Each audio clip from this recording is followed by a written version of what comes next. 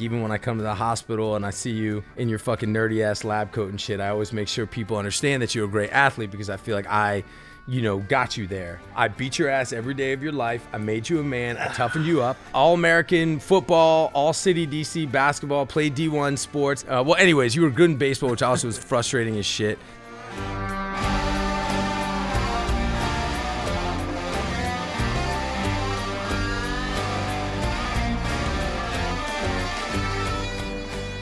Today is a very special guest, one that I've known for his entire life. It's my little brother, Jon Bernthal. Nick was an All-American athlete, played Division I sports, set up hospitals all over the world, and has now become one of the most revered cancer surgeons in the country. For as well as I love and respect and know my little brother, today I feel like I got to know him a little bit better. Look, Nick, you got fucking cameras on you, dude. That makes you nervous? Huh? You know, in having this conversation, there's always a need for me to explain, and I have to explain to everybody in the room that Nick, my little brother here, is actually like an elite athlete, right? And I say that because I don't look like that. You definitely don't look like it. And the thing is because I fucking and I do take that as my response. I beat your ass every day of your life. I made you a man. I toughened you up. But like what you all-American football, all-city D.C. basketball, played D1 sports, and good at like really all fucking games. It's frustrating shit. You played baseball, what like your junior and shit. Were you all league in baseball? Don't act like you don't fucking know, dude. Were you all league in baseball? Well, anyways, you were good in baseball, which also was frustrating as shit. Like even when I come to the hospital and I see you in your fucking nerdy ass lab coat and shit, I always make sure people understand that you're a great athlete because I feel like I got you there. And I guess, to start, man, I wanted to know, like, from athletics, like what is some shit that you have taken from sports? I think for me, sports kind of started out just being something about when you're the youngest brother, sports are a way that you can engage with your older brothers. And for us, as you know, I mean, growing up in a house with guys and sports all around everywhere, it was for me a way of kind of being included, that I felt like if I could kind of be good enough to play in that game, that was it. Like, that's the goal. Mm-hmm. That's the goal, is being good enough that you're not kind of the weakest link in a sport. But, then from that, I think, there's all the cliche shit, the relationships and the growing up in DC and the kind of the links it made across. But I think deeper, the deeper friendships, when you start talking about things that actually put people on an equal playing field, I've always just really kind of, I've loved the idea of sports. It's one of the few areas where everybody puts on a uniform and it doesn't matter who you are, where you're from, what your parents look like, what you look like. I mean, none of this stuff matters. And so it always felt like it was this place where it's a true meritocracy. Fuck yeah. You create your identity and you earn your identity, and nothing's given to anybody. Mm-hmm. And so for me, that was a big part of it. I mean, DC is a multiracial city. It's a multi-background city. And there just aren't that many places. Equal opportunity. It's just like you're judged by how hard you work and how much you get each other. And growing up, sort of like how we did and where we did and when we did, I think was just so just unbelievably unique. And I think everybody has their own sort of relationship with their upbringing. I'm constantly going back to how we grew up, and I'm just like so enormously grateful for it. And first I just want to talk about the environment of that. And I was thinking about you today, and in the course of your life, like growing up as like a high school student, you drive your little shitty ass car to the fucking White House. You know what I mean? Like your fucking broken down car with no air conditioner, no radio, and it was amazing. And like pull up at the White House and like watch football with Bill Clinton. And then you also had, dear friends that, who parents were, first generation immigrants. You had friends whose parents, your best friend's dad was a cop. You had friends whose parents were incarcerated. We knew kids that had been incarcerated, been shot and killed. There's just such exposure, I think, in a city like DC at the time we grew up, where you have this like unbelievable power center, but it's also just this city with its own, super vibrant culture. And it was a violent city and an alive city and an artistic city. I'm just wondering, like, how do you feel that, like, how would you characterize the way that we grew up in the environment we grew up in, and like, how has it served you? I think as far as like the dynamic of DC and how it's, I think one of the really cool things is that there is a sort of genuine peace and comfort level in almost any group that comes out of growing up that way, where you can really give people a shot, where you can really sit and not worry about what you look like to them or what they look like to you on kind of first pass. If you grow up in an environment like that, I mean, part of it is that the valued resource in DC was never wealth, which gets passed down. It just never was really about wealth. It was never about fame, which in, these famous families in California, or these wealthy families in New York. Yeah. DC was never really about that. I mean, things change so fast. There's elections. This guy is the most important guy this month, and then the next guy. But in DC as a city, it really felt like the things that were valued were much more kind of what you had to say, what your thought process was, and integrity, how good of a friend you were. Yeah, I mean, those things really seem to just be there. And obviously, like, better than anyone else, like, nobody needs to sit around and listen to fucking my ass like pontificate about politics or culture or any of that shit. I've just been, really just like disturbed and disappointed at like the state of discourse right now in the country. And I think it's just like we're listening to the wrong fucking people, and it's like loudest voice in the room wins. And I think that that's against like everything that I believe in my heart and my soul and how we were raised. And I think we're so fucking divided right now that, strength and sort of patriotism is just all about bravado. It's all about bluster. It's like, how hard can I fucking cheer for my team over here? How stringently and stridently can I hang on to my fucking point of view? And that's mistaken with strength and masculinity and fierceness. And so I guess like what I'm really trying to do is expose people and like bring in like interesting people that I think embody wisdom and strength and education and discipline and integrity and kindness and empathy. And I think I want to just like give examples of that. And like, honestly, man, like, even though I do take a lot of responsibility for, all of your success, I think you are a perfect example of that. And when I think about people who I would want in my corner, I can't think of anybody more than you. But I also think about just like the way that we were raised in our house with my mom and dad. And when you think about it, look, our parents eventually were foster parents and literally brought kids in our house, raised them themselves. But like for 40 years, man, like mom had a fucking open door policy. Like it didn't matter how fucked up you were, how much trouble you were. You could be running from the police. You had a hot meal and a bed in our house. Like you were part of our family. Pops like always had an open door. Like no matter what you fucking did, you could go to him, even without going to us first. Like you could go to him and he would fucking help you out and like do whatever he could to like make you okay. And you could bring anything to him. And we grew up, I think, with this like tribe of people. I mean, huge fucking group of kids. And like, really like a competent, powerful group of people now from all fucking walks of life, all races, all religions, all socioeconomic levels. Like I'm so grateful for growing up that way. And I'm so grateful like that support and that base that we have. It is the reason, that I feel like I can like go out and do what I do. And I'm sure you feel that way too. Surgery, we talk about things being strong like palm trees rather than strong like oak trees. What does that mean? Like an oak, and like an oak. If you have a really rigid tree, it's looks really sturdy. You hit on it, it doesn't go anywhere. But in a storm, it falls. Right? In a storm, it's rigid, is brittle, and so it's very stuck. Deep as fuck, bro. And you can't conceptually kind of fix things. You can't put bones together when they're broken and make it rigid. They actually won't heal. You actually need to make them like a palm tree so they have some give in the system so that they can respond to stress, because it lets the body actually heal and mend and grow stronger. So when you heal a broken bone, the goal is to create a palm tree. You create something with a little give in it. And I think, to me, that's the metaphor that is kind of the building the solid foundation. It's got to be planted. It's got to be rooted.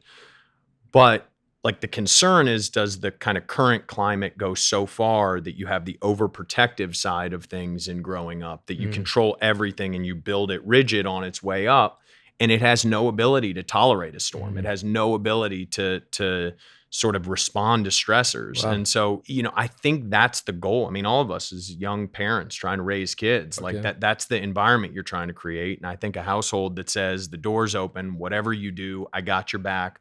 But I'm going to tell you when you make a bad decision. I'm going to try and teach you from it. We're going to bring in everybody from all walks of life, because you don't know what stress or what's going to make you stronger, what's going to make you weaker. And so I think that model certainly holds. I think obviously, like, right now we're like sitting here in the middle of this fucking pandemic, and there was like two things, that I found like really hit home for me. I mean, I think number one, like losing Adam, like losing our cousin, spent every Christmas with him. Unbelievably, probably the most talented person, I've ever, it's like, he was the emblem. He meant talent to me. Yep. He was like, first sort of example, that dude, like he could you could throw it in front of him and he could do it. Blow your fucking mind, dude. In music. And like, man, it's like, this COVID thing hit, and, you were sort of, you were the one that like, everybody obviously was going to and talking to and being like, what's it like? Anytime anybody has like in the tentacles of our family, which is, probably in the thousands, like people are hitting you up and you're always there for them. And, you were on the phones with the doctors, and you were, and like, look, man, like you had to break the news to your aunt and uncle that, that they never see their boy again. And, two young girls, a young man, perfect health. And you had to break that news. And I thought about you so much in that, and that like what that fucking must have been like to call, Bobby and Steve and like break. And then like, I realized you do that kind of thing sort of all the time. And just like, I know how much empathy you have, and I know how much heart you have. You're not like an aloof, cold person. It's like, how do you fucking deal with that? And I guess, what was it like to sort of be faced, because it was the first time I sort of could go to you on something, and you were like, dude, I don't know. We don't know. And you don't fucking know. And what was it like to sort of be faced with that and have no frame of reference for it? And like, how common is that? Yeah, incredibly rare for us as a field. I mean, it's the first time I can remember it. And I think the guys who are a little bit older than me talk about it with the HIV epidemic at the very beginning in San Francisco, that was the feeling, that you just didn't know what was hitting you, but you knew something bad. Right. But, I think the deal with the beginning of COVID that made it just uniquely difficult to help patients and people and friends through this is that, I live in the cancer world primarily. And in cancer, man, something bad goes on and everybody coalesces. Mm-hmm. It's amazing. You watch what families do when somebody is suffering and somebody is struggling with cancer, and it can be the hardest thing in the world, but more often than not, man, it brings out the best in everybody around. And infectious disease stuff and COVID, it is the most isolating thing. I mean, you go through an ICU and you saw, especially at the beginning, they were letting nobody anywhere near these people. You couldn't see your family. You couldn't see them. I mean, that was what Bobby said. Adam said, they held a phone through 2 windows to say goodbye to his daughter. Like, his daughter said goodbye to him through a phone across 2 windows. And that was something none of us could come to grips with. And you start seeing the isolation of it. Mm-hmm. I mean, and it was Adam's story, but it was so many people's story of like, I think I'm okay. I'm feeling a little crappy. There's this new pandemic. I'm going to go to the hospital to just get it checked out. Right. And then you're gone. You never see Then you disappear and you never see anybody again. That is a horrifying concept. And as a doctor of your level, I mean, we've failed. Like, America has like failed compared to the rest of the world? I just don't, there's no objective metric you can use that doesn't say we've failed miserably. Our system is really good at certain things. This has exposed some of our biggest problems. And what we've always kind of held on to is once we unleash our system at something, that we had so much upside that we could always deal with it. Right. That's the way our health system works. Right. But this exposed flaws. It exposed some really big flaws in that system. What does COVID reveal about the American health system? So for me, it was about not having any central organization in our system. Makes it very hard to identify best practices and respond to them. So from a system standpoint, it's, you go to the UK and, the 90% of the patients are in the NHS or in the national health system. And so you can see one hospital is doing better than another. Immediately that's recognized. How does that best practice get conveyed to everybody else? In our system, everybody was kind of doing their own thing and trying to communicate as best we could, but it's emails. It's, hey, this is what we're doing. Does that work for you? And it's just because you have a friend in Seattle who happened to do it that way, you're doing it this way in LA. And that's just not, that's not the way to handle it. Then kind of after the initial process, then it just became a thing about who can get resources. I mean, then it became a resource grab. And so suddenly states are competing with states, hospitals are competing with hospitals. And like the reality is like, there's a finite number of everything. Right. So rather you than are let's by definition really need it. Taking away from somewhere else. Right. And like that's our system. Right. You know? And so once this thing got into a phase of past the first month, at that point, the big rich hospitals were able to get stuff. The less resourced hospitals were not. And everybody started fighting over the same resources. Is that why more poor people and people of color are dying from this thing? Well, so I there's a combination. I mean, these things are all multifactorial, but for sure that there is care that we can provide at our hospital because of the resources we have that are not being provided at other hospitals. Now, whether people are dying because of that, or in addition, there are medical problems. I mean, now we know obesity leads to there's obesity in underserved communities is a huge problem. We're also like living in a country right now where there's like so much conspiracy theories and there's so much like just like ripe with just like bullshit. I mean, like, how do you feel about conspiracy theories? Like, are they dangerous? And like, what is the whole thing is, I mean, now it's spiraled into madness, and it's gotten to a point now where, I try and think about this. If you break it down to a microcosm of a patient walks in who's got a cancer, right? I'm about to go through this treatment, what I think is going to be the best shot they've got. If we don't establish the ground rules of they've got a cancer, if they don't buy that they've got a cancer, if they don't buy that the cancer will kill them if we don't go down this road, if we don't buy the facts kind of going into the system, my discussion about how to treat them is totally a waste of time. Right.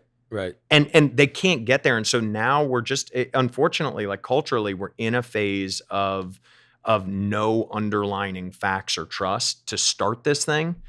And not to get overly political with it, but it's like, it's just, we're in an undermined culture right now. And with COVID, that's what we missed, is that nobody from the beginning said, here's where we are. Here's what this is the facts as we know them. They are going to change. This is a disease we don't know that much about, but here's what we do know. And, the unwillingness to have the hard conversation up front, this desire to like just make things into the facts we want them to be. Yeah. I think is one of those things that like any cancer patient will tell you, that's just not how the world works. Right. Like that's not, you get the set of facts you get, right, and then you've got to make decisions with them. And if you can't accept that starting point, is that how it worked in other countries? I mean, that's how it worked? Of course. Yeah. I mean, that's other countries. Countries that were successful. Countries that were successful say, this conversation sucks. I'm an elected political leader. I got to lock it down. Yeah. You're going to businesses are going to close, Right. bad things are, you're You going to might fucking not hate like me. me. You might fucking hate me. And you know for it. what? Yeah. I say this to every patient who walks into my office. When they come in with a new tumor that we haven't biopsied, I say, look, I have to shoot straight with you. I look at thousands of these images. This looks like cancer. Mm-hmm. This is probably going to be something bad. I hope that the next 20 minutes, when I talk about what's going to happen if this is cancer, I hope that 2 days from now, when we get the biopsy results back, I'm wrong. Mm-hmm. And I hope that you're a little pissed at me and you say, look, man, why did you put me through the last 48 hours of worrying about this? Yeah. But I'm a grown ass man. I'm going to tell you this. I'm an adult. You're an adult or a kid. Yeah. And amazingly, the kids are even better at it. Yeah. But you say, like, I have to tell you, if I'm sitting here saying, damn, in my head, this is a cancer. Yeah. And I'm telling you, well, I hope this is just a little infection that antibiotics will take care of. Like that undermines everything going forward. Mm-hmm. Because then when I break the bad news to you 2 days later, you're sitting there saying, was he holding back? He did keep looking at the screen. And when the fellow came in, he kind of gave him that worried look. Like, do I have to read into everything this guy said? And that's what we missed here. Yeah. If you don't start from having the conversation that's just transparent, that says, these are the facts as best as I can give them to you. I'm not perfect. You're not perfect. But this is what we got as a starting working place. I would rather have you informed and then saying, damn, that guy had me worried about something he didn't need to be. Yeah, so, I went on that traveling fellowship a few years back. And that traveling fellowship started out where 5 surgeons would represent the United States and Canada and North America and go to Europe and travel around and teach them what we're doing as best practices, and they would teach us best practices. And then the next year, they would send 5 surgeons back here. And that's the way information used to be passed. That all came from World War II. Bunch of surgeons went over in World War II. American surgeons went over and volunteered to help the British. And they were like, oh, you guys are doing things differently than us. How can we learn from each other? So after the war, they were like, we have to make this an actual exchange. That was medicine in 1940s and 50s and 60s.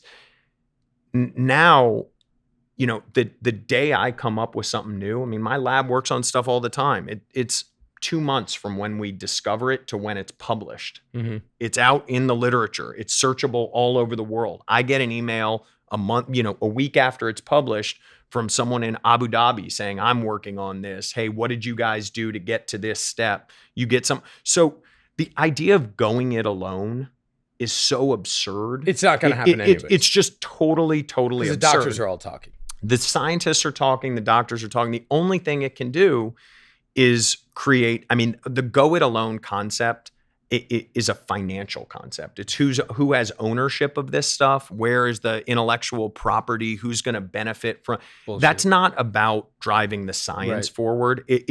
Science is past that point. Right. I guess first of all, what made, I don't even know if I know this, but what made you want to be a doctor? I was kind of doing my own thing, you know what I'm saying? Yeah. So I guess, the big kind of transition point for me was living in South Africa. Mm-hmm. So when I went down there and I was kind of working on, I was a politics major, as you know, in college, and I was working. I actually didn't know that. I didn't give a fuck about what you were doing. I'm sure. You know what I'm saying? But I went down there at a time that I kind of thought, boy, how much has changed since then. But at a time when, I felt like Mom and Dad always talked about the 60s as being the time when history was being written in the United States. Yep. And that was the exciting time. And we grew up in the 80s and 90s, and it was an amazing time to grow up, amazing place, but I didn't feel like we were writing America's history. Sure. And at that time, I thought the most interesting place in the world was South Africa. Mandela had just, taken over, was transitioning to Thabo Mbeki as the next president. It's apartheid had ended within the last 6 years.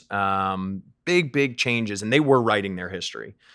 And so I went down there and I thought, I'm going to get into politics. I'm going to work on politics. This is where the most interesting issue of our time is. And, I got down there, and partly was the timing of it, like everything else in life, but I got down there, and the big pressing issue was health policy.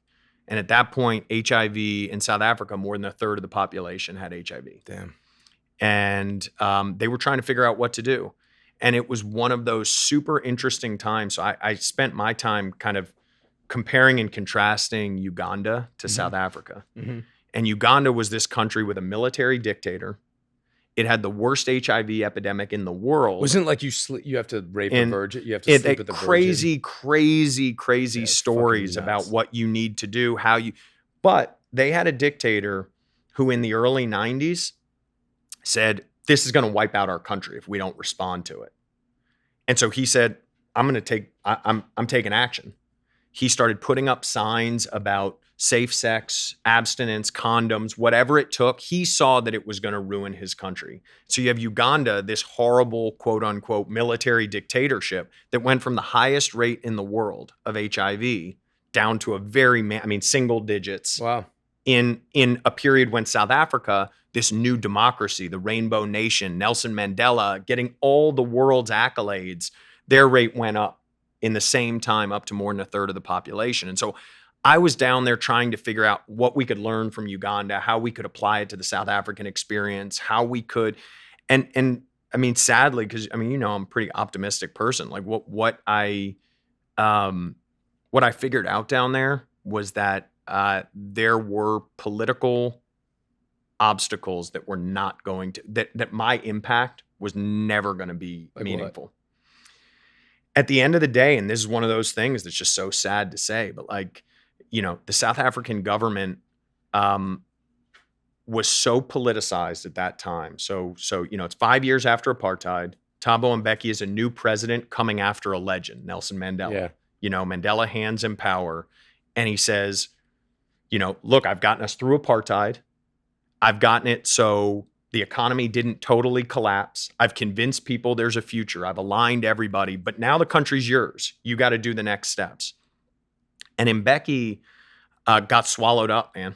He just unfortunately got in this position where he said, HIV, despite how bad it is, I can't solve it. Mm-hmm. There's no cure. There's no drug. What am I supposed to do? So the only thing I can do is basically push it under the rug, because we need political successes. We're a young Black government in Africa that many people are trying to prove we can't govern. Mm. Many people are out there, their biases are to show what a failure we are. And so I can't take on an issue that doesn't have a path to success. Right. And HIV is an issue that I don't know the path to success. Right. And he recognized that, for better or for worse, and it turned out very much for worse. And he basically said, the only thing I can do is kind of sweep it under the rug. Sure. And what they did, I mean, they used, the first year I was down there, they used their entire HIV budget on making a play. A play? Like a theater play.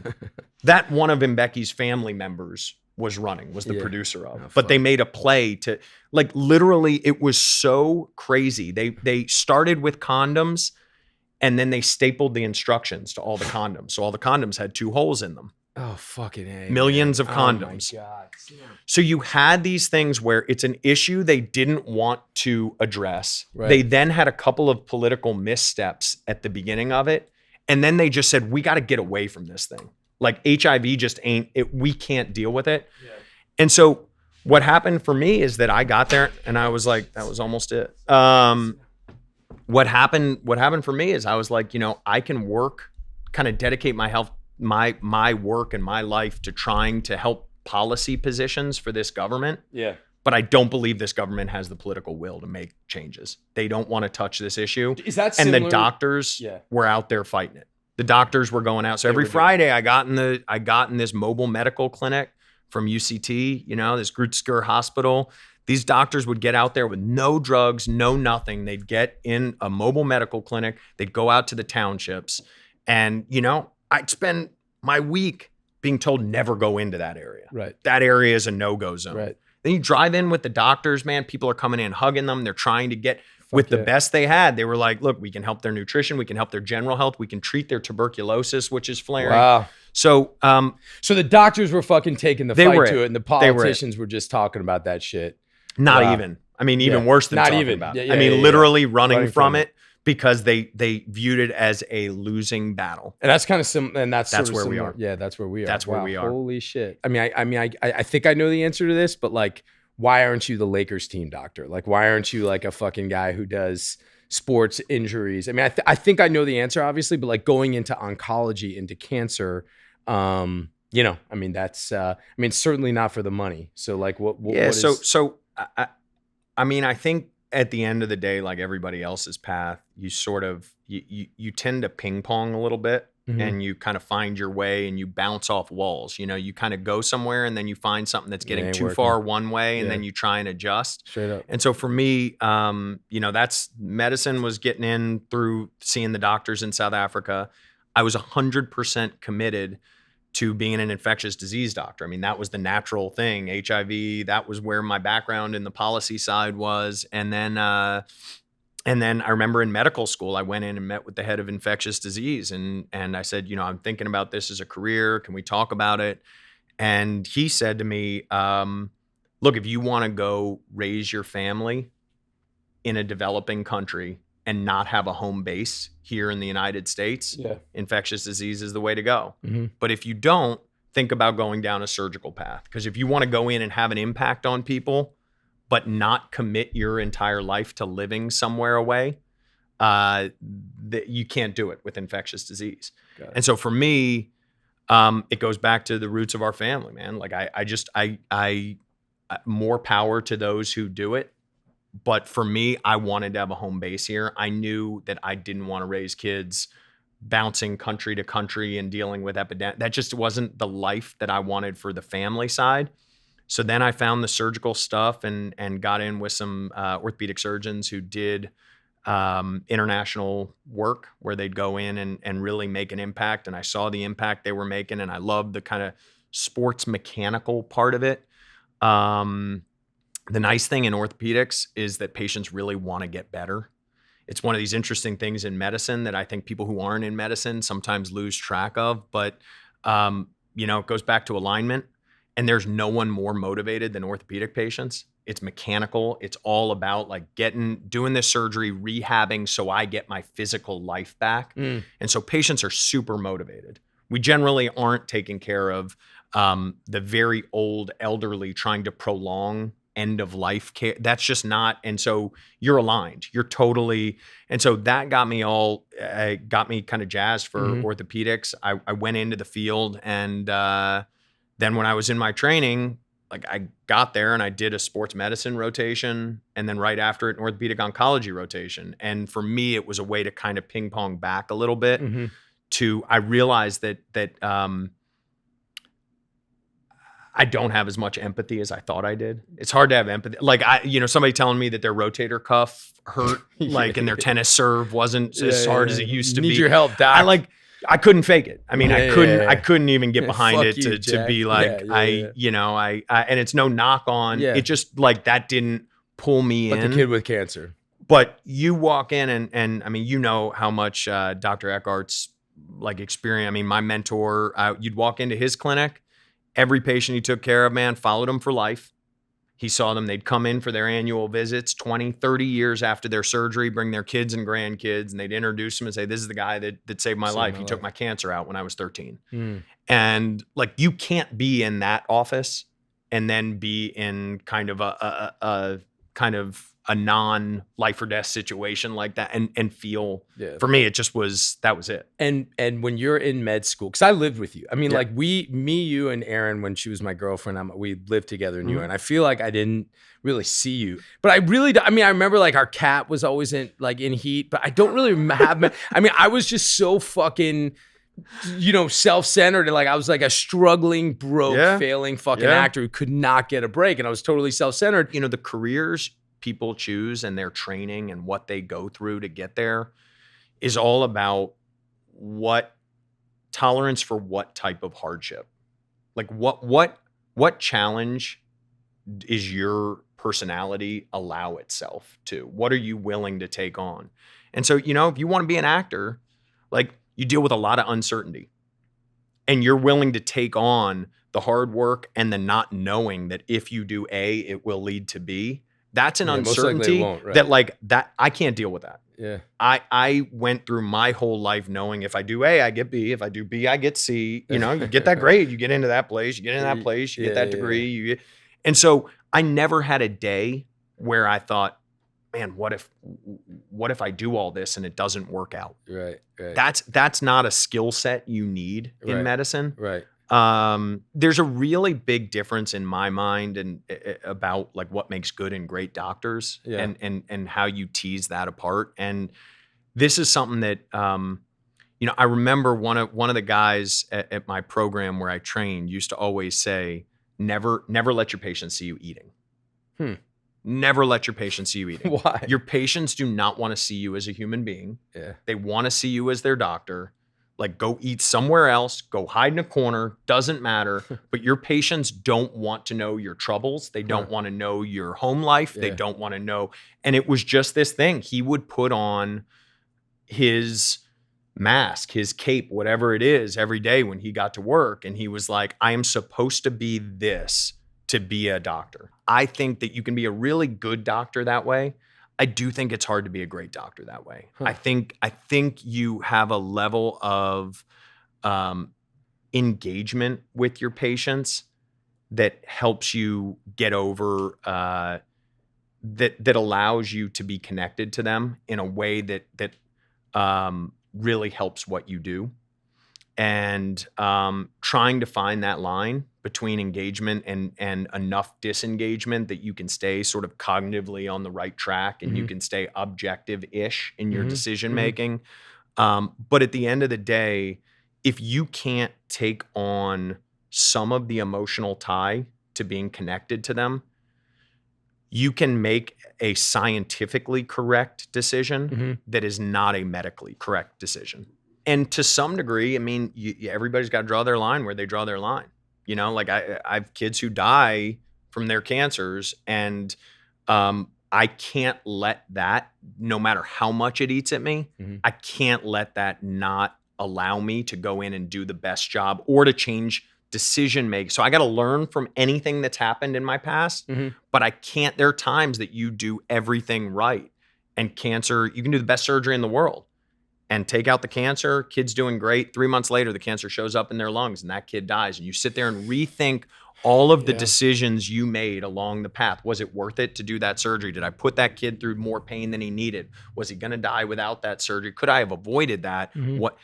But the next kid who walks in, you have an obligation to sit there and try to go through it with them and make the best decision and not let, not say, man, my last kid died after I did this surgery. That's just not a choice you have. Right. So you divorce yourself from that. But I don't know, man. I mean, it goes back to the bigger picture. Like I just, I'm much more optimistic about how strong people are than I think a lot of our global narrative is right now. And unfortunately, we live in a world that like is all about trying to convince us that we're weak. And everybody is weak. Everybody needs stuff. Everybody is wronged. Everybody is. Yeah. And like the truth is I spend my life with people who are getting real tough news. Yeah. And people are extremely strong. And families are strong. Kids are strong and resilient. And when you can frame that we are aligned in this, I'm going to give you everything I have, but we're aligned in this. And I can't promise you, I'm not going to tell. Every kid walks in and says, first question, am I going to die from this? And I have to say, I can't tell you no, but I think we're going to beat this. Fuck yeah. And if I tell them you are not going to die from this, we're broken. Yeah. Like we're done. I mean, most of what I do is curative. So most of it, I truly believe we're going to take this cancer out and you are going to have a very good chance of coming in that day to the operating room with cancer and walking out without it and having your life back.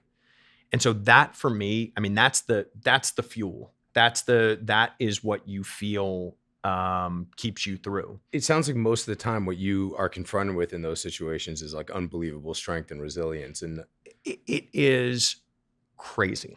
You cannot, it's just like saying you can't watch the news and not be depressed. Like you cannot deal with pediatric cancers and not be inspired. No, nobody is around those kids and doesn't come out and say like, I mean, dude, just very recently, I took care of a girl who, young teenage girl who had literally a 50-pound tumor in her arm completely non-functional, no nerve function at all. The arm's just dangling literally like a lead weight off of her.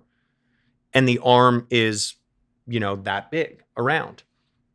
And she and her family had really bounced around to some of the best places in the country, trying to find somebody who would do a limb salvage operation.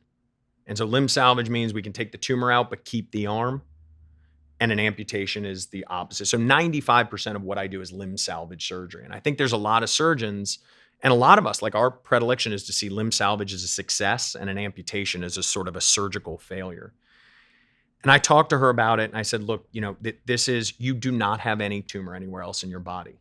Like this, you got to give this arm up. We got to get there, because if we do a limb salvage, we're going to leave tumor cells behind and it's going to come back and take your life. And you're a teenager. And I know you don't want to give up your arm, but it's non-functional. It's not doing anything for you. It's never going to work again.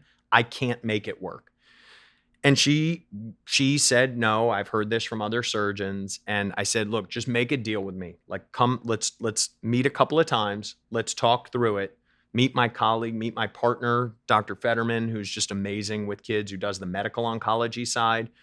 Just let's go through the process and try. I promise you, we will make a decision you're comfortable with. After a couple of visits, she said to me, she would go for it. She said, I get it. And her parents were pissed off at me. He said, we came here because we heard you were the guy who could do limb salvage, and you were the guy who, and they traveled here, changed their insurance, did all this stuff. People pick up their whole families and uproot for this. I mean, if your kid, you can save your kid's arm, man, you'd move anywhere. Yep. And, I was really having a hard time because it looked like the parents saw this as a massive failure.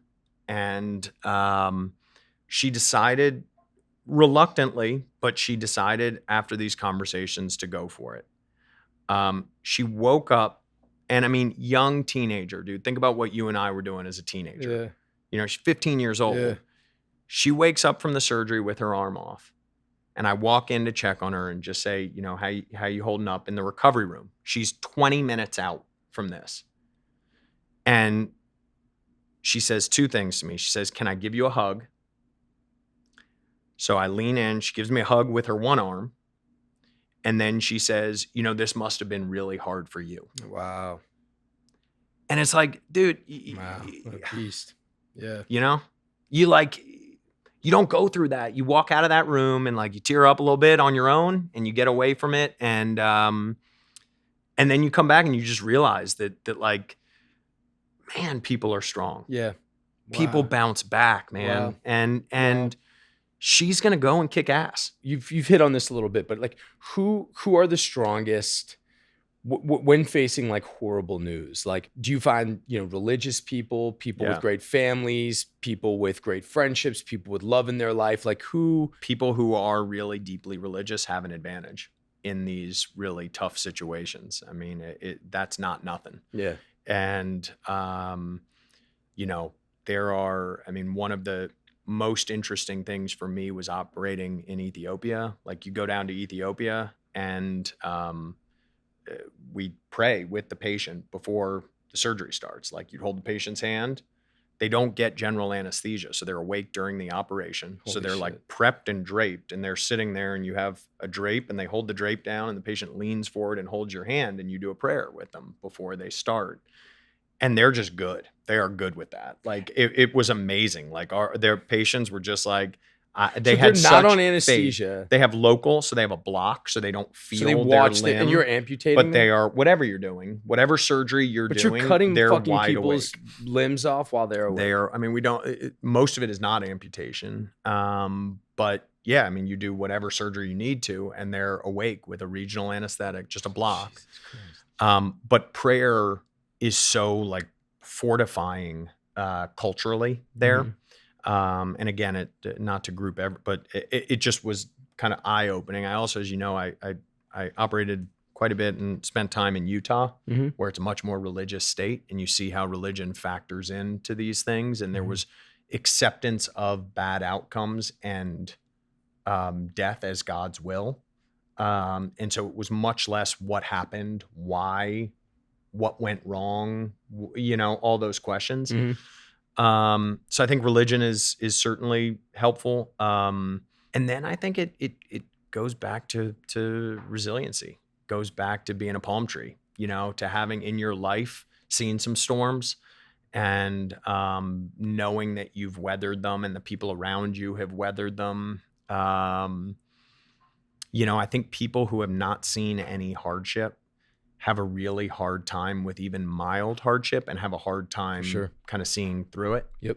So, one of the big challenges we got into, and part of the reason we're in the opioid crisis, that's sort of gotten pushed away as a second tier issue right now. But one of the reasons we got there was because the bad players on the pharmaceutical side created intentionally a marketing effort of expectation that you should not be in pain after surgery. Right. Where in other places, like you're going through something terrible. You're going to have fucking pain. Like if I'm taking a tumor out and you're cancer free and this thing hurts afterwards, there's a certain degree of that you should be okay with and not be numbed to. Yeah. And I people don't need to be tortured, but and so when you operate in other places that I think don't live with the same expectation going in of comfort of outcomes being guaranteed. Yeah. Here there's this creepy culture where something went wrong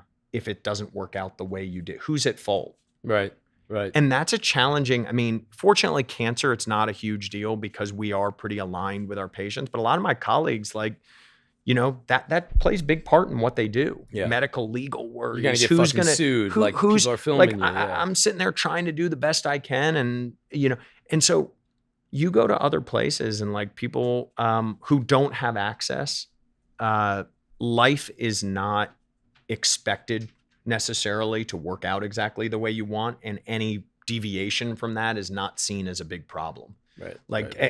Life has a lot of uncertainty. What do you change about healthcare in this country? What is your idea going forward about the best advice that you can give? So this is where I think I move a little bit away from the sort of my political views party line on this. So I look at what America's role in health as a global issue. So if you say, if you just focus on our country, probably the right answer to this is focusing on preventative health. That's the right answer. If you just think like textbook, we got a lot of people with problems that could be prevented with more access to healthcare. That's definitely right. There's no question. I think if you take a slightly wider lens of it though, and so I try and think about health as what's going to move humanity forward a little bit and how healthy we are. And I think there are countries that can work on how best to improve access better than us, and then we can learn from it. And what we're really good at is innovation. It's what our country is good at. And so whether it's for all the wrong reasons, whether it's capitalistic or whether it's because we've got so many incredible scientists, for decades, our universities were able to recruit the best and brightest from all over the world. And just like so many other things, America was the place to come and do science. And so I think at the top tier, we have the capacity to innovate. And part of that fragmented system that delivers sometimes not great centralized care means that you have more people doing different things and you can actually innovate better in that respect. Mm-hmm. So I think it's really create a system that addresses access issues, but does not take away the diversity at the top and the push to be the global leader. And I think a lot of times we see those as competing. We're either going to focus attention toward equality and equity in care, or we're going to devote resources to exceptional care. We're going to devote resources to finding new cures. And if you say I've got $1 and I got to put it in either bucket, then you're right. You got to decide which bucket. But I don't think it really is that way. I think we can support some degree of innovation and fragmented. I kind of understand what the fuck you're talking about, but I kind of don't. Let me Yeah, change just how I'm fucking saying. like dumb it down a little bit, man. Yeah, all right. I mean, for fuck's sake, dude. So the bottom line Yeah. is that if you have a bunch of different hospitals doing it different ways, it is not going to be an organized system. So in Britain, where they have the national health system, like everybody walks in and they go, and the whole idea is get care to be so that the lowest level of care is pretty high. Right. Right. But to do that, just like in any other thing in life, to some degree, you're going to bring the top performers down because you're going to focus all the resources on bringing the bottom performers up. Yep. And so the problem is that our system is so ill-suited for that, and we lose out on what our country is really good at by doing that. I mean, if we shift to a completely nationalized system where everything is about equality, what happens is innovation and tech and sort of development go away. They go somewhere else where it allows the differential. Because if I think I'm the smartest guy in the world, if I think that I'm going to discover the next cure for a big cancer, I cannot be in a system that makes me behave exactly like the guy who just clocks in and wants to get out 2 hours later and is just giving whatever the protocol says, this drug to that. Okay. And so you gotta be able to create a system that says, here's our baseline. We're obligated to treat basic health as a right, but we are still going to kind of be the magnet for the top. We are still going to be the people who push the envelope. So, and how do you do that? So you're saying bring the bottom up, take it. You got to take care of the baseline issues. Establish what is core health care. And that needs to come up. That needs to come up no matter what. Because right now that is just the disparity in health is just fucking sickening. That is not acceptable. I mean, we are worse in many ways. Our bottom are worse off than many very, very poor developing countries. And that just can't be. Can't be. Yeah. But it can't be. And this is one of the problems, man. Like everything is so polarized right now. These are seen as binary choices. Do you support the police? How do you do both? Or do you support racial equality? Right. Like why can't you support can't you do both? Yeah, fucking Why can't we have a nuanced approach to science that says we want to invest in both innovation and excellence and reward that, but also enhance the bottom end? And that just takes reorganization. I mean, that just takes investment, reorganization, political will, and effort. And a nuanced, non-blustered fucking conversation. For sure. Just like sure. That something that supports equality at the bottom is going to hurt me at the top, or something that supports me at the top is going to hurt the guy here. It doesn't, it just doesn't need to be that. Right. A capitalist culture is going to sell what sells. And so we don't do a particularly good job of protecting our society from things that are addiction forming. And addiction has this negative connotation. We're all addicted. I mean, we're sitting here hugging our coffees. Like everybody is addicted to stuff. And there's no question that we can do better, that we have the science to show what is addictive and what should be avoided unless you want to accept risks of addiction. I think the one challenge is that, we have this other side of our political spectrum that's about freedom of choice. Yep. And that's about the right to go get a candy bar if you want a candy bar. And so culture has gotten so toxic about any sort of intervention, any sort of restriction that takes away my freedoms. Yep. And so, at the end of the day, in New York, they had the soda taxes, and, you have to have buy-in on these things culturally rather than regulation as the driver. My tendency is, quite frankly, to try and that we can educate people a lot better and not regulate people. I worry about anything that comes off as a ban of behavior, because I think it, in practice, turns something into a political issue, which creates automatic friction. And I just think, unfortunately, we have really crummy communicators. Mm-hmm. We have people who have not been able to say, look, yes, a candy bar is going to be available until a candy bar is not profitable. Right. That's just, unless we It change is the political. whole It's like, framework. oh, you want your fucking vegan you bitch ass want your vegan, fucking you're a Whole Food California, shit. Yeah. you're a this, you're a that. I'm gonna eat a I fucking get it. steak, motherfucker. So let's put some compelling people in front and just say this is the and deal. say man. this is the deal. Yeah. You want your kid to be, hooked on diabetic causing sugars and all this. So like, go, it's available. Yep. We're not going to regulate it, but it's like, how do you compete? I mean, I guess what you're asking too is like, how do you compete with the power of capitalism? I mean, you see every kid in the world is just stuck to their fucking devices and shit, and like there are huge powers at play pushing them towards those things. Yeah, but I do think the one place we are now, man, I think there's so many scary things about all of the information age and how everything is going shooting around. I do think that compelling messages can be heard like never before. I think that's celebrating people and places that do it right.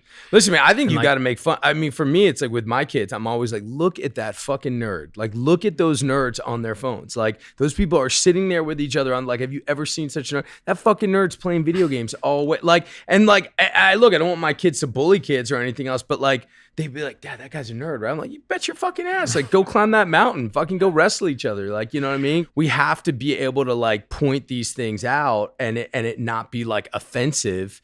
And look, there's so much inequality to it. I mean, it's like the food that is available in places where people, the haves versus the have-nots. A lot of people are not informed in a meaningful way about what they are setting their families up for. Mm-hmm. And I just believe in the intelligence of people. Yeah, I man. believe that people are like the coastal elite shit where like we know it but the people in the middle of the country just aren't smart enough to figure it out. Yeah, that shit's crazy. Yeah. But it's like your whole... But that was the thing, man. That was the thing. That was the argument when the HIV drugs came out with Africa. Well, I was going to say, that's what it gets back. thing. It's the same shit. Like It was like, Africa, we all said like, oh, we can't, the drugs are too complicated. How could these uneducated Africans take drugs that are scheduled every 8 hours?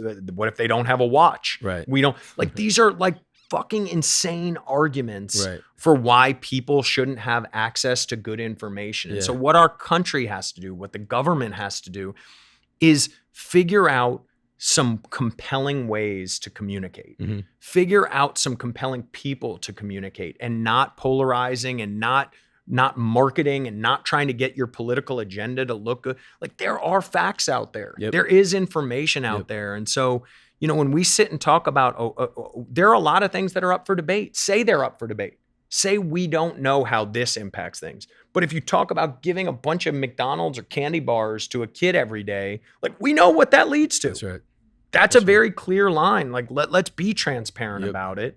And it's just not that hard. Yep. One of the most common things I see, unfortunately, is that there's this whole group of cancer survivors called AYA, and it's called adolescent young adult. And these AYA patients are kids who had cancer, and now they're late teenagers. And what happens is the health system drops them.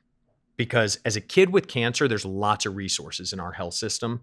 There's lots of social work. There's lots of support for the family, everything else. They get cured, and a bunch of them go on to great things. But a bunch of them, this is a really traumatic experience. I mean, going through as an 8-year-old, a year of chemotherapy, being pulled out of school, being the weird kid with no hair, being the kid with a limp, being the kid, and that shit does not catch up necessarily. In some kids it does, but in a lot of kids it doesn't. So then they become the teenagers, and they hit the challenges of adolescence, and something hits. And the thing that it combines in with drug use as a kid, because they've been put on opioid. I mean, historically, these kids were given oxys. That's what they were given after every surgery, after every chemo. You hurt, oxy. So many of them have addiction biology in their brain. They go through natural hardship, and they're dropped. The pediatric sarcoma cancer people aren't with them. The adult people, they're not really plugged in, because how many doctors did you go see when you were 17, 18 years old? None. Right. None of us. Like that's the time you're healthy. The way people deal with it. And I think it goes back to our conversation at the beginning of like, of trying. And that's why it just sticks in my head, this palm tree idea. Like you've got to give yourself sway. You've got to give yourself room for feeling it when something doesn't go the way you hoped. The family doesn't the kid dies. I mean, that shit happens. And if you don't give yourself sway, you will get blown down by a storm. I mean, I think the thing that from my end, that's always been the hardest part to understand about your world is how you deal with the notion or the concept of how much fortune or luck plays into something. And, I've lived with you for a lot of years over the course, and I watched you, I watched what it was, and I saw, the work you put in and the work you still put in every day. I mean, for this, like sit and interview your brother, you spent hours on putting stuff together. And, but I do think, you talk about like to some degree what we all care about, how we're perceived. And I think that sort of, that notion that acting, or entertainment in general, that there's this just like you showed up at the right place at the right time notion that a lot of people outside this world have. And especially now, frankly, as things have gotten polarized, I think a lot of it is like, another Hollywood, like think they have idea. Why do you get to sit and do this show? Like totally. You're just a guy who happened to be, maybe a pretty face. I don't know what the right, but you know what I mean? So listen, what man, do you think? I look, man, I mean, I think number one, I think perspective is everything. And there's no time, no question, again, like living in New York at an extremely hard time for me with you doing what you're doing and really like Aaron, completely fucking self-made, never got a fucking penny from anyone, put herself through college, put herself through nursing school, became an ICU trauma nurse, like worked in the biggest trauma centers in the world. And, I would face rejection after rejection after rejection going into these auditions where people would literally be appalled that somebody with ears like mine and a nose like mine would walk in and audition for this fucking sitcom or this WB show. And like literally just like I could feel their disgust in me. And I'm like, fuck, man, I've studied all over. Like I did my shit. Yeah. Like I've been in theater companies. I've been in hundreds of plays where there was more of us on stage than in the audience. And I went and studied in fucking Russia. I got into fucking graduate school like with nothing. And like I studied and I worked and I worked and I worked and they want nothing to fucking do with me. And the hopelessness of it, there were nights that, I was like, fuck, man, this ain't gonna happen. And I cried myself to sleep. And then like Aaron would walk in at like 6 a.m. after working the night shift and, talk about, holding a guy's hand as he died or holding a young girlfriend of a guy who I remember this guy got pushed down in a fight and he hit his head and he was going to die. And like Aaron was like with her and with the family and the perspective of that and the things that you guys go through. And it would always just put what the fuck am I upset about? Like put this shit in perspective. And I think, perspective is something I think also in our family, I often go back to our grandfather, man, like, like fucking, him and his brother, like 11 and 13 years old, like escaping fucking Nazi Germany with nothing, running out, like sneaking in the storage of a boat, like getting to America, not knowing anyone, like working in any job they fucking could with nothing, like just scraping by, making money, sending it back, having their parents come, that parents get turned around, like fucking, the Nazis got him. Like, when you think about like perspective and then you think about like, what is this life fucking about, man? And like, for me, like, man, I was a fuck up, and like, thank God, nobody gave up on me and people stuck by me because, man, like it was like not looking good for a long time. And I could not stay out of fucking trouble. And I could not, like every bad path I was going down, but I found this thing that I fucking loved, and that I connected me with something bigger, and I felt that I was put on this earth to do. And I was like, the one thing, you know, I remember talking to Pop about it. He's like, just fucking work your ass off on it. Just work. And like, so for me, it was like, look, man, if you have that is something nobody can take away from me. Like, I don't need to get hired in a TV show. I don't need to get hired on a fucking film. Like, I have my passion, I have my art, and like, as long, and I am in control of how hard I go after it. So everything I do. And look, I think as far as like this thing here, it's like, I don't know what the fuck we're doing. I just know that like, I'm sick of listening to fucking celebrities, man. I'm sick of listening to fucking experts on TV and pundits. I'm sick of listening to people who haven't been through shit talk about things because they're experts on it. And like, so I really, and I understand that it is like antithetical to my success to come out like, no one's gonna believe me as the fucking Punisher. No one's gonna believe me as fucking Lee Iacocca if I'm here fucking telling you about the way we like my mystery and keeping like some removal between me and my audience. That is my fucking currency. So like, I'm super conflicted. I put clothes on my kids' back and food on the table by this acting shit. That's my love. That's my passion. It's my religion. And I know this goes against it. And the last thing I want to do is be another fucking celebrity who's spouting off. That being said, you know, I think family and a sense of purpose. I remember like, you know, thinking about, like you said, about the 60s and like looking back and the people who stood on the sidelines and didn't do fucking shit about it. And like, what was that like? Like, I get there's like some self-interest there, but like, you know, man, we grew up with like pioneers of fucking the civil rights movement and people like, not motherfuckers who like dropped out and fucking did acid and like, were like peace. They were like motherfuckers who like, you know, we were taught by people. We grew up with people, all of our friends' parents, our parents, people who like got arrested, protested, went down to fucking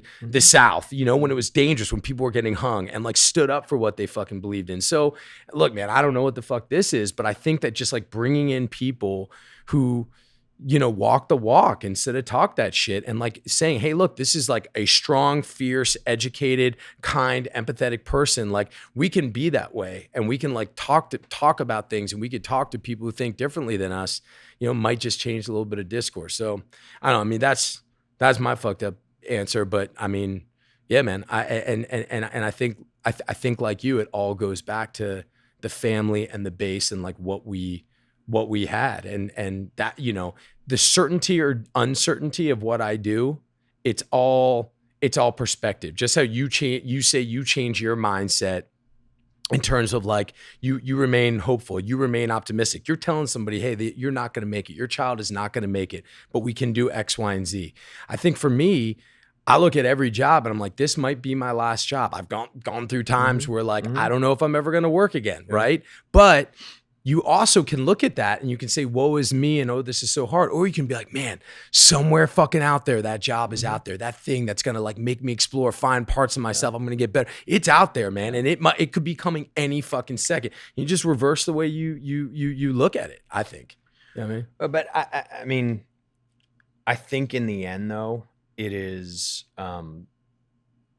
it goes back to kind of having some aspirational component to it though. I mean, that's what it's like, there is something about moving the needle, changing the discourse, having you sound like,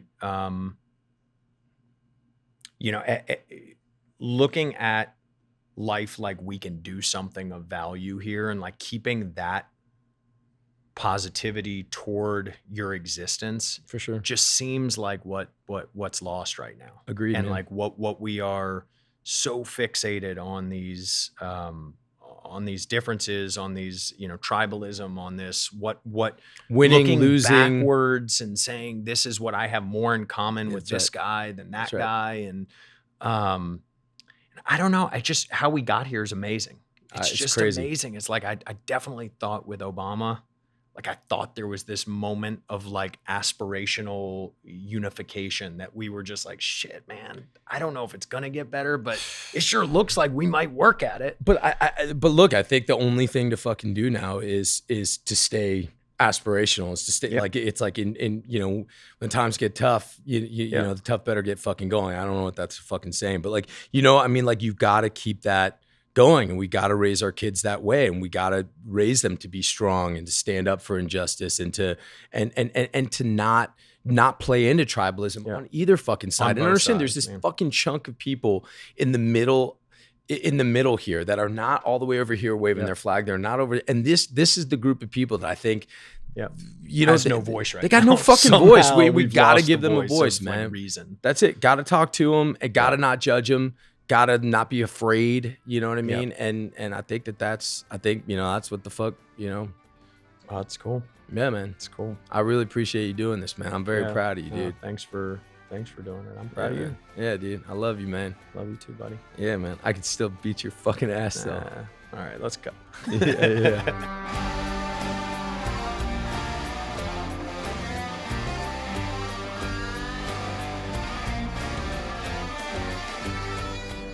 Thanks for being here, everybody. I really appreciate it. If you dug what you saw and you want to hear more, subscribe, like, do all that stuff. It'd mean a lot to us. I hope you dig these episodes as much as we dig doing them. You guys take care of yourself.